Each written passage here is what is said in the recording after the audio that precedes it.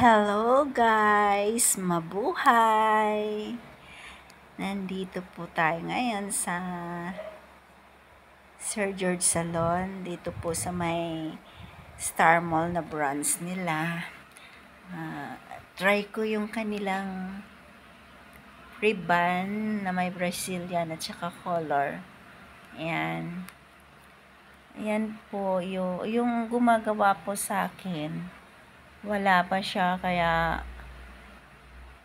try ko muna tong isa na ito, yung kanilang senior. Yan daw yung senior nila, yan yung gumagawa na yan sa Dalagita.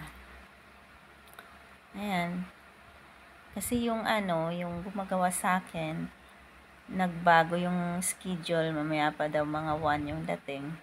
O kung medyo nagmamadali ako, kaya kung antayin ko pa siya, matatagalan ako, kaya okay na rin yan. At saka magaling naman yan dahil yan yung senior nila eh.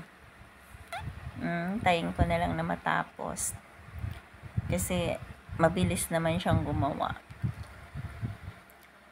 Ayan po, ayan yung ginagawa niya. Suki na rin yata niya yan eh, kasi ilang beses ko na rin nakita yan na pumunta dyan. Ayan po. Ay, mag-antay na lang muna tayo. At saka, magaling din ang mga gumagawa dyan. Magagaling silang mag-ribbon. Dati, yung mga senior nila dyan, bakla. Pero ngayon, wala na daw. Nag-resign na. Kaya siya na ngayon yung nandyan. Nakalimutan ko nga palang itanong yung pangalan niya. Ayan. Ay, malapit nang matapos, guys.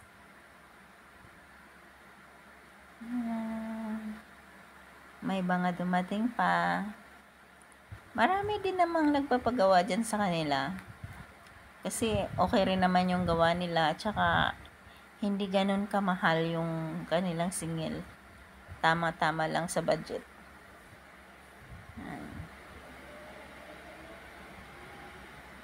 Kaya pag tuwing nagpapagawa ako ng buhok, kung hindi ako magpapagawa sa kanila, dun sa David Salon, kasi okay yung gumawa yung David Salon. Yung nila, yung mga hairstylist nila talagang magagaling. Kaya lang, ngayon medyo kapos yung aking budget, kaya dito na muna ako kasi mas mura dito sa kanila compare naman dun sa David Salon. Ayan, medyo malapit na siya.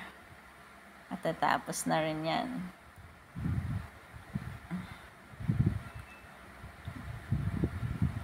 Oh, ayan diba ang galing niya? Ang galing niyang gumupit. Oh, tapos na. Ang ganda ng ang ganda ng gupit niya dun sa sa client na niya. Ayan sa Dalagita pa lang pala yan. Ayan, natapos na.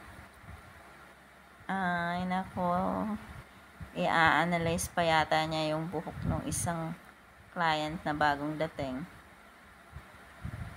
Ayan. Ayan. Tapos na.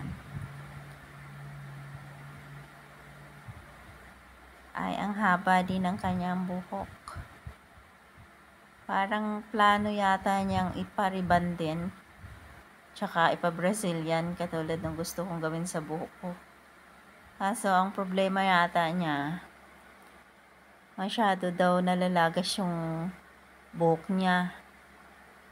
Ang gusto niya paiklian. Tsaka na daw siya natapagod na daw siyang magtali ng buhok niya, kaya gusto niyang ipa-ribbon na.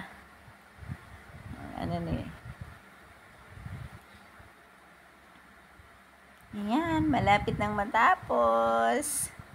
Ay, sa wakas, magagawa na rin yung buhok ko.